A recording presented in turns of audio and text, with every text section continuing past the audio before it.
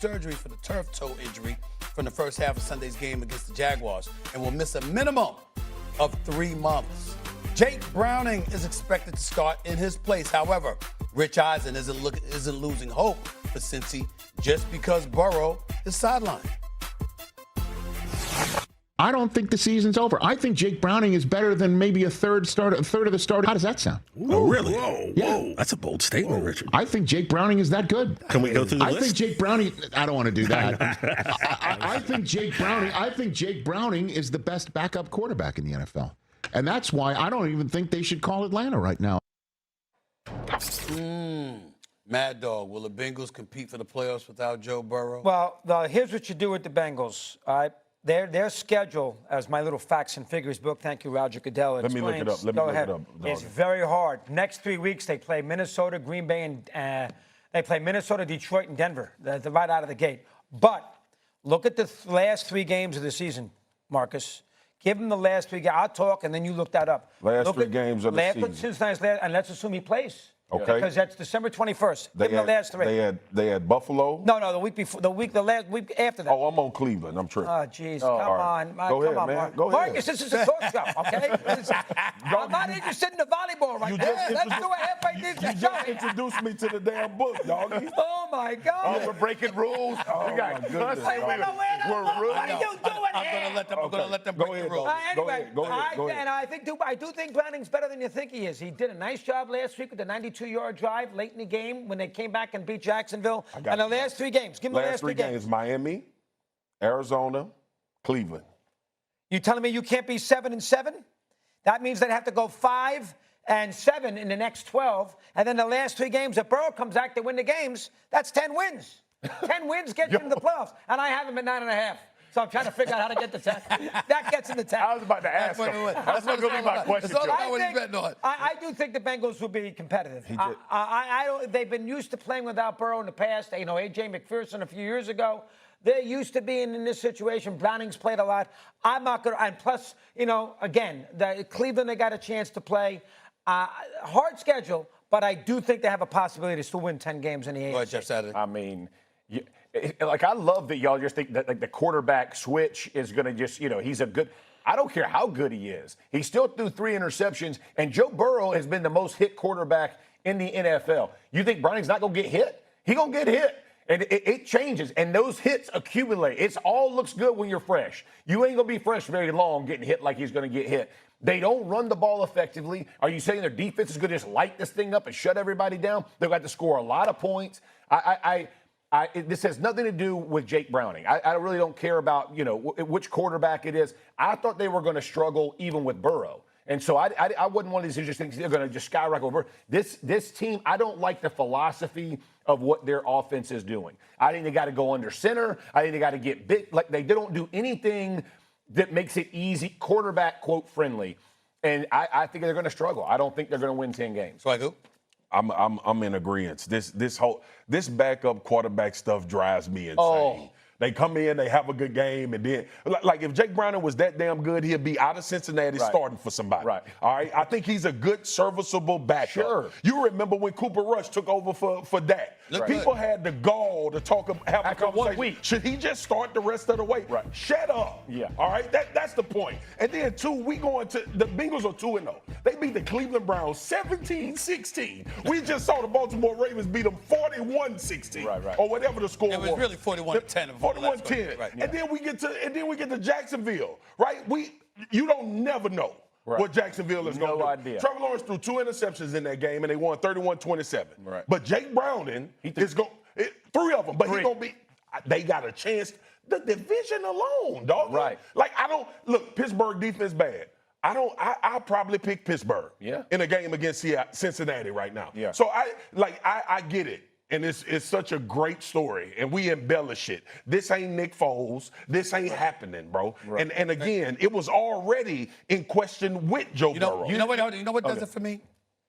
I'm thinking about the Cincinnati Bengals. Do y'all know that since 2020, Joe Burrow has been sacked 201 times? Absolutely. Nobody else in the NFL has been sacked more other than Russell Wilson, who's at 218. Yeah. They 17 more sacks, Russell Wilson. No, outside of that, nobody has been sacked as much as Joe Burrow. Now, this brother's special, but he obviously is injury prone. The durability issue is a question mark for Joe Burrow, and maybe that's not the case for Jake Browning because he ain't playing enough to get hurt like that. But you know what we know about him?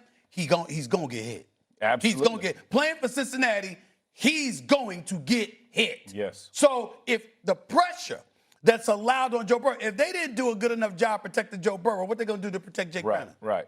That's how I'm looking at it. That's why I don't see it. That's the conversation we have in Stephen A. Like everybody, like Rich, who I love a lot. Rich is just looking at this through the prism of Jake Browning. Right. There is organizational problems for sure with how they run offense in Cincinnati.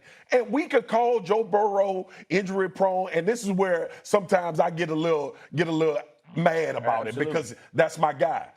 But if your ass get hit, sorry for cursing, 200 times in your first 5-6 years in the NFL, you're going to be on the sideline a lot. Time out. Right. He got sacked 201 times. Yeah. That don't count the hit. That don't count the hit. The playoff game, he got hit 10 150 times. Or sacked 10 times against Tennessee. So, again, Cincinnati has as much responsibility in Joe Burrow being unavailable as Joe Burrow has being unavailable. Okay.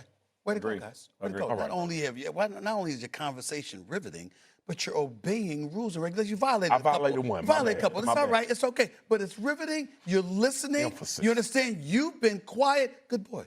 Good boy. Coming up. To say the Bengals, as an organization, have failed Joe Burrow, and that's why he is, for the third time in his career, undergoing a significant injury. Would it be ridiculous? No, it wouldn't be. And I know people kind of get up in arms about this. Look, when we're especially talking about the offensive line and what they have invested in the offensive line, saying that, look, the Bengals have tried. Well, the fact of the matter is it hasn't worked. Because you objectively can look at the data and say, look at their pass block win rate rankings since he's been there. It's been in the bottom of the league ever since he's been there. Correct. And that is not his fault. That is team building 101. That's their fault. That's coach's fault. That's the development process's fault. And that's why this guy, look, we see every single year he takes an absolute beating. And he continues to come back, but he takes a beating every year. And then the failures that they've had on the defensive side as far as developing top-notch talent on that side to complement the offense. How can you say otherwise? There is a piece of this, too, Dominique, that could also be described as self-inflicted. I was watching that game on Sunday with Rex when he got hurt, and Rex was furious, and he was saying, why do we have 5 guys out in the route all the time? Why are we putting more attention and focus on protecting the quarterback? That's the offensive system. That's the scheme that apparently Burrow wants. Right. But it's one thing for him to want, and it's another thing for that to be in their best interest. Yeah, I mean, I think that there are trade-offs in everything in life. And if you want the Joe Burrow that we've gotten accustomed to, what comes with that is he's going to buy time and he's going to take more hits. It's going to be risky, but the value is so high that a team without a great offensive line could get all the way to a couple plays away from winning the Super Bowl. And that's a risk that I think that they are willing to take. So arguing that they failed him, to Louis' point, like, yeah, you tried, that doesn't mean that you succeeded. They did fail him in some ways, but he's also, his style of play. You guys know this. It's 101. There's a pie, and you can only pay certain people, and they chose to pay their quarterback, 2 wide receivers, and for at least 1 year, defensive end. Offensive line doesn't seem to be a priority, and of course, that's what's coming to sting them right now. I'm just disappointed when I look at the Bengals because I don't know. A lot of us said that they should pay T and Jamar. But I don't think that's wrong. Joe wanted them to pay. Totally. Right. Joe wanted them to get paid. So I don't know what the fix is because you can't pay all of them and get offensive linemen as well. So it's not just a matter of paying people all the time. You just because you pay the highest price for what you perceive to be the best player doesn't mean that that's the right way to go about it. There is a development and implementation facet to this that, quite honestly, they're just not hitting on at that position. Right. That's what's happening. I think Kimberly's point is you are saying something with where you put your money. That's true too. And so what they are saying with where they put their money is this is how we plan to win, which is a fine way. I think it gets confused. It sounds like we're being critical of them, saying that there is a different way to go. This is the way that they've decided to go. Is it working? Sometimes yes, and then sometimes they're barely trying to. And everyone was losing it if they didn't sign T. Higgins. Right. And everyone went nuts about